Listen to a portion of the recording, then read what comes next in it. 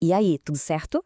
Hoje a gente vai mergulhar num negócio que acontece milhões de vezes por segundo dentro dos nossos computadores, mas que a gente quase nunca para pensar. A verdadeira mágica da multitarefa. Pois é, já pararam para pensar nisso? Como é que pode, né? A gente tá ouvindo música, navegando na internet, chega a notificação, tudo ao mesmo tempo. A resposta para essa coordenação toda, que parece mágica, está num conceito que é a base de tudo na computação. E olha ele aí, o nosso personagem principal, o processo. Pode acreditar, cada programa rodando, cada abinha do navegador, cada aplicativo, tudo isso é, na verdade, um ou mais processos trabalhando. Ele é a peça fundamental que o sistema operacional precisa gerenciar.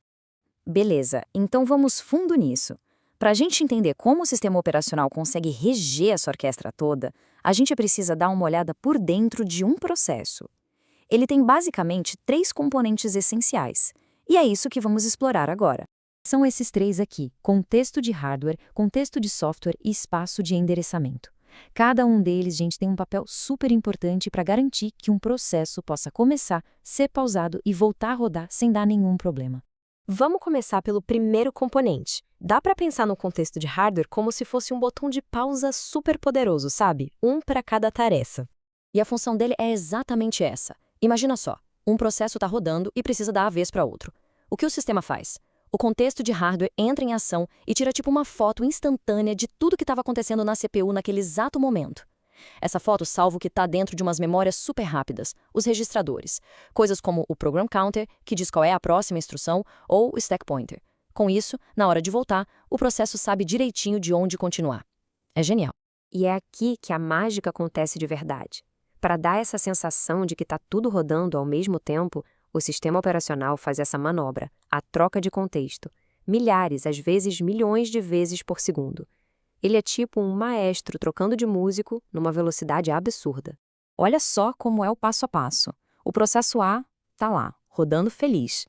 De repente, o sistema operacional fala: opa, agora é a vez do processo B.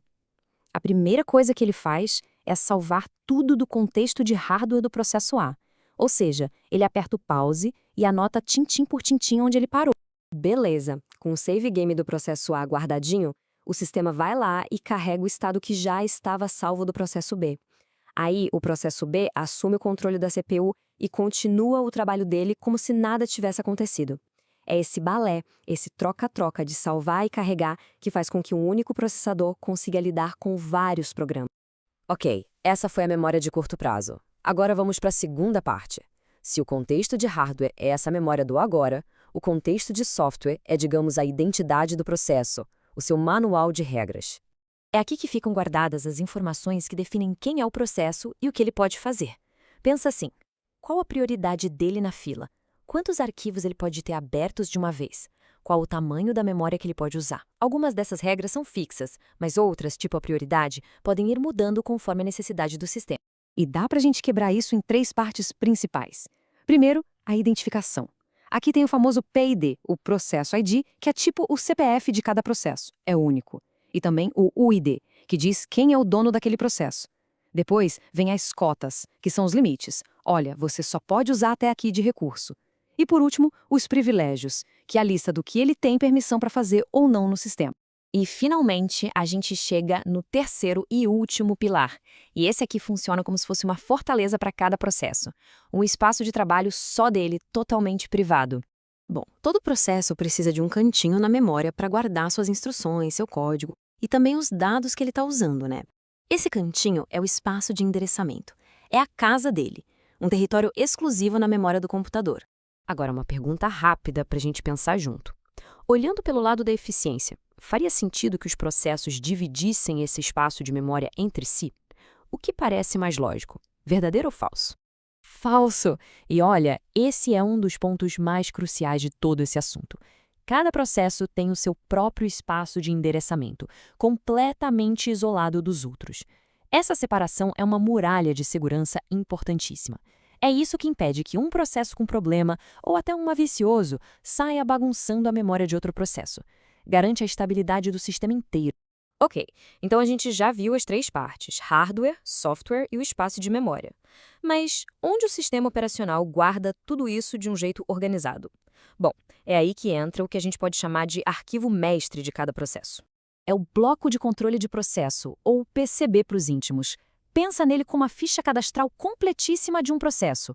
É uma estrutura de dados que fica numa área da memória que só o sistema operacional pode acessar.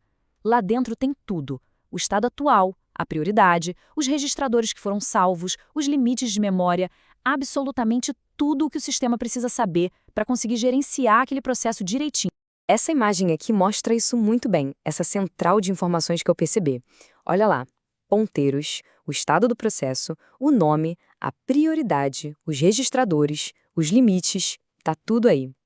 Sempre que o sistema operacional precisa de qualquer informação sobre um processo, ele não fica perdido. Ele vai direto numa tabela e consulta o PCB daquele processo. É o verdadeiro centro de comando de cada tarefa que está rodando. Então, da próxima vez que alguém estiver mexendo no computador, vale a pena lembrar disso.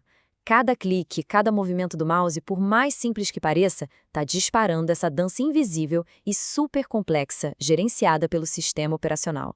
O processo, esse carinha com sua anatomia de 3 partes, é o verdadeiro herói anônimo que faz a computação moderna ser o que ela é. Incrível, né?